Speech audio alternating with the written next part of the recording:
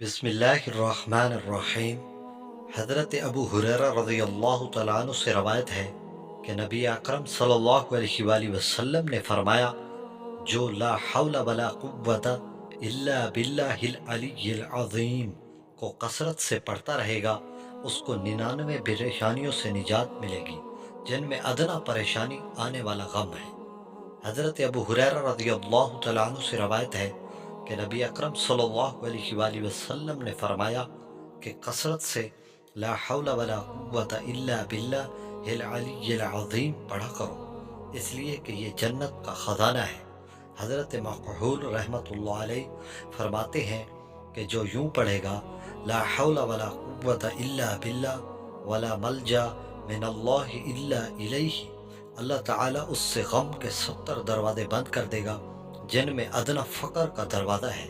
اس حدیث سے معلوم ہوا کہ اگر کوئی شخص فقر و فاقے کا شکار ہے تو مذکورہ کلمہ اس طرح پڑھے جس طرح حدیث نمبر 2 میں درج ہے۔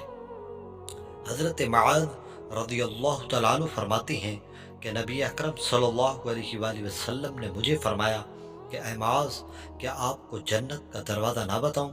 میں نے کہا ضرور، ارشاد فرمائیں۔ آپ صلی اللہ علیہ وآلہ وسلم نے فرمایا، لا حول ولا قوت الا باللہ العلی العظیم جنت کا دروازہ ہے۔ حضرت عقبہ بن عامر رضی اللہ تعالیٰ عنہ سے روایت ہے کہ نبی اکرم صلی اللہ علیہ وآلہ وسلم نے فرمایا، جس آدمی کو اللہ نے کوئی نعمت عطا کی ہو اور وہ یہ چاہتا ہو کہ وہ نعمت اس کے پاس باقی رہے تو وہ کثرت سے یہ دعا پڑھتا رہے۔